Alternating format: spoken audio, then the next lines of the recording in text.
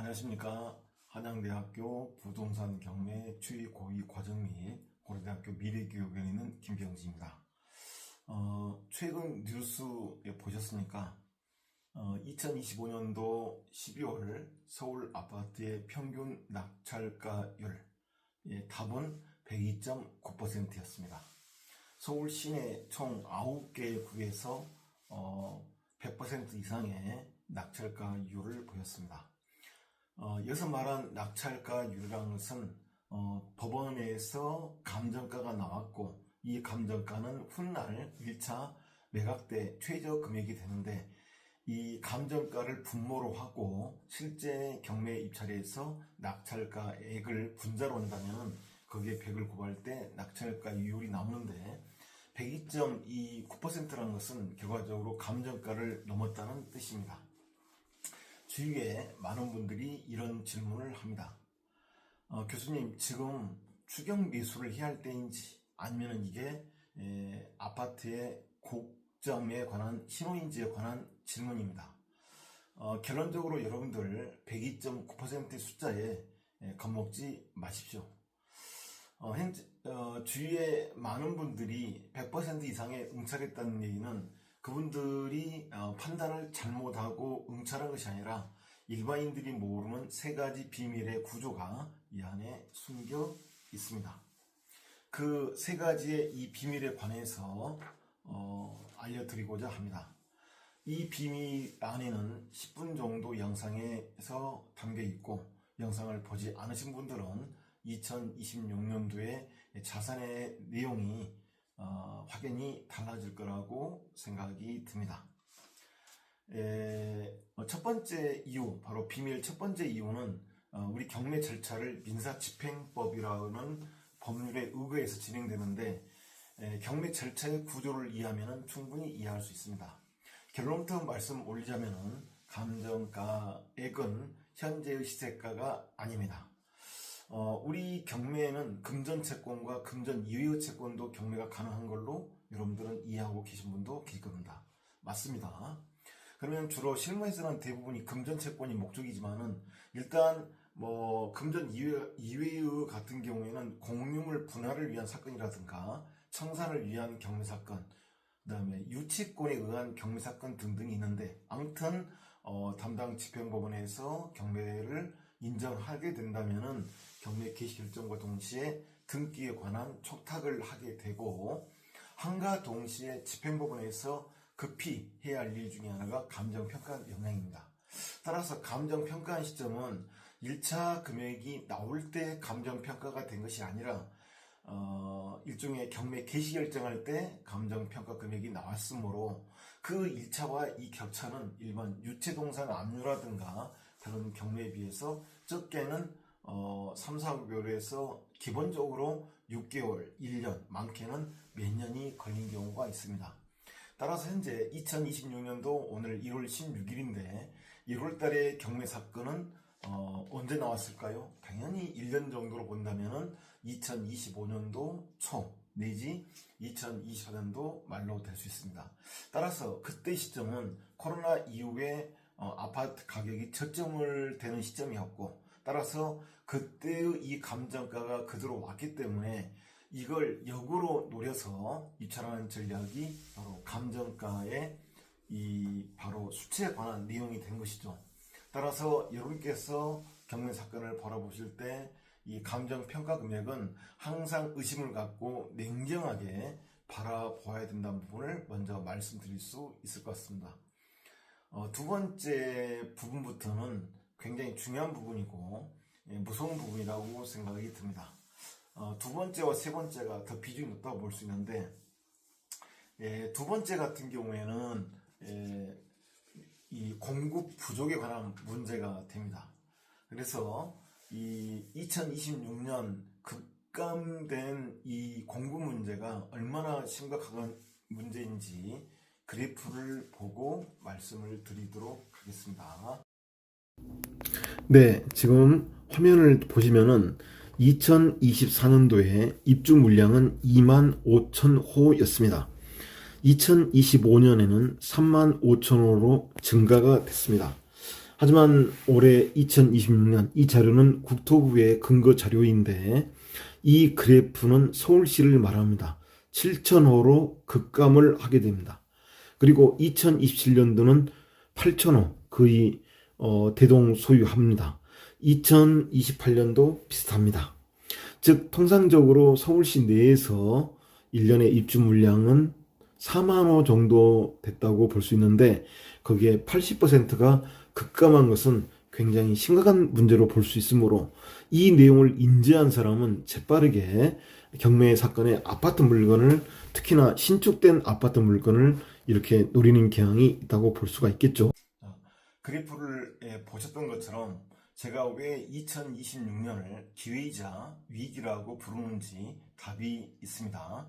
2025년까지는 4만 호 가깝게 공급되는 서울 아파트가 2026년 현재 시점이죠. 올해는 7,000호 수준으로 급감을 하게 됩니다. 무려 80%가 급감을 하게 됩니다. 평년 대비 5분의 1의 토막이 나는 것입니다. 왜 이런 일이 벌어졌을까요? 기억하십니까? 2023년도 공사비 폭등 문제와 PF 사태로 정부의 건설 현장이 멈췄습니다.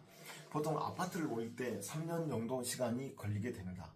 그러면 왜 2023년인지 그 이유는 2022년 러시아와 우크라이나의 바로 전쟁 문제가 첫 번째 문제였고 두 번째로서는 레고랜드 사태가 있었죠.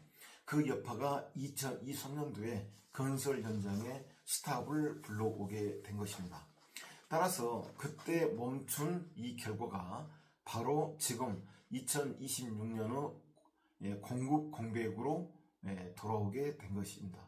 물량 앞에는 장사가 없습니다. 공급은 끊겼는데 금리는 2.5%로 내려가고 있는 와중입니다. 사람들은 서울로 핵심지로 이렇게 몰립니다. 가격이 어떻게 되겠습니까? 지금은 102%의 낙찰받는 사람들은 단순히 집을 사는 사람들이 아닙니다. 앞으로 3년간 집을 구할 수 없다는 미래의 이 공포를 미리 해소하는 것이라고 여겨집니다. 그 다음에 세 번째 문제는 부동산 거래 신고법 제14조 조문 때문인데 다시 말씀드리면은 토지 거래 허가에 관한 내용입니다. 여러분들 2025년도 10월 15일 우리 현 정부는 부동산 규제 발표를 했습니다. 그 당시의 부동산 규제의 내용은 한마디로 대출 규제라고 볼 수 있습니다.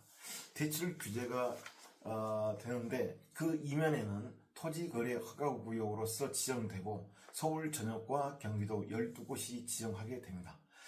토지거래 허가구역의 주된 내용은 결과적으로 매수를 하게 된다면 실거주 의무를 부담하게 된다는 부분이고 대출 문제로 연결될 수 있는 부분인데 이 부분에 관해서 특히나 여러분들이 아무리 자금이 있다 하더라도 토지거래 허가구역에 된 서울시 아파트를 매수하기는 사실상 어려울 수 있다는 논리가 된 것이죠.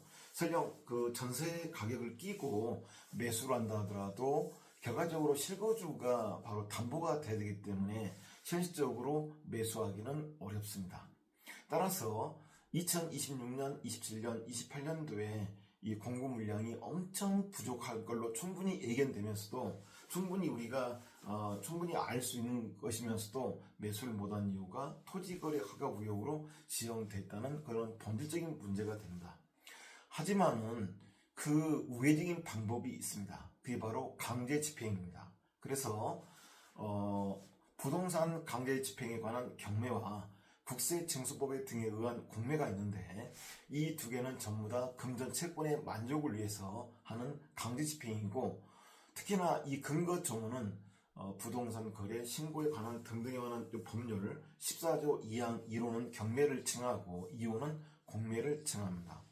따라서 이 조는 민사집행부에 따른 경매는 토지거래 허가 대상에서 완전히 제외되게 됩니다. 따라서 경매로 낙찰을 받게 된다면 구청의 허가도 필요 없고 경락자금대출을 받지 않는다면 실거주 의무도 없게 됩니다. 지금 강남 3구 경매시장이 제가 과정을 한다면 불타오르는 진짜 이유는 이 합법적인 규제를 우회로가 열려 있기 때문이라고 볼 수가 있습니다. 그래서 감정가는 시세보다 싸고 앞으로 3년 동안 새 집은 나오지 않으며 유일하게 규제를 피할 수 있는 문은 오로지 경매와 공매뿐인데, 공매 사건은 최근에 경매에 비해서 월등히 적기 때문에 사실상 경매라고 볼 수가 있습니다. 이 삼박자가 맞아떨어지는 2026년 여러분은 어떻게 하시겠습니까? 첫째 102.9% 숫자에 머물지 마십시오. 현재 시세와 감정가의 차이를 계산기로 두드려 보고 안전 마진이 있다면 과감하게 들어가십시오. 저 같은 경우에는 저 개인적인 특성은 경매 사건을 바라볼 때 벌써 올해 30년째 맡고 있고 학교에서는 20년째 강의를 하고 있으면서 제가 개인적인 같은 경우에는 아파트를 선택할 때 법률적인 평범한 사건은 잘 보지 않습니다. 난이도가 있는 사건을 본 편이고, 이것은 말씀드린 난이도는 법률적인 난이도를 말합니다. 하지만은 다소 남들이 못하는 어려운 사건을 하기에 앞서서 그 시대의 흐름을 맥을 잘 이해를 하고 접근한다면 굳이 어려운 사건을 하지 않더라도 시간을 벌 수 있는 그런 이윤을 추구할 수 있는 방법이 될 수 있을 거라고 생각합니다. 그래서 현재 시세와 감정가의 차이를 우리가 이해를 하고 바로 두 번째 해법 문제는 공급 절벽의 수혜지를 선점하는 것이 중요한 방법이라고 생각하게 됩니다. 강남 아파트가 부담스럽다면 한강변 동매 라인을 보십시오. 제가 다시 다음 영상 등등에 의해서 서울에 2개의 동맥이 있는데 그 동맥을 기점으로 1km에서 2km 내의 물건을 보는 방법을 알려드리겠습니다. 특히나 마포, 성동, 광진, 강서의 빌라나 오피스텔, 그 안에서 방 3개 정도의 물건을 여러분들이 노리시기 바랍니다. 그래서 아파트를 못 사는 젊은 엘리트들이 몰려올 대체지로서 가장 먼저 튀어오를 곳이 됩니다. 세 번째는 시간을 사십시오. 지금 낙찰을 받아가지고 2028년까지 버티시기 바랍니다. 공급 가뭄에 극에 달하는 그때 여러분의 자산 가치는 상상 이상이 될 걸로 여겨집니다. 여러분들 경매는 운이 아닙니다. 지식의 차이, 실력의 차이가 훗날 많은 부를 가져오게 됩니다. 낙찰가율의 102.9%에 머물지 마시기 바랍니다. 남들이 비싸다고 등을 돌릴 때 우리가 부의 초월 차선을 탈 마지막 기회입니다. 착시를 이용하고 법의 틈새를 공략하여 2028년까지 시간을 사시기 바랍니다. 정답은 법원에 있습니다. 김병진이었습니다. 감사합니다.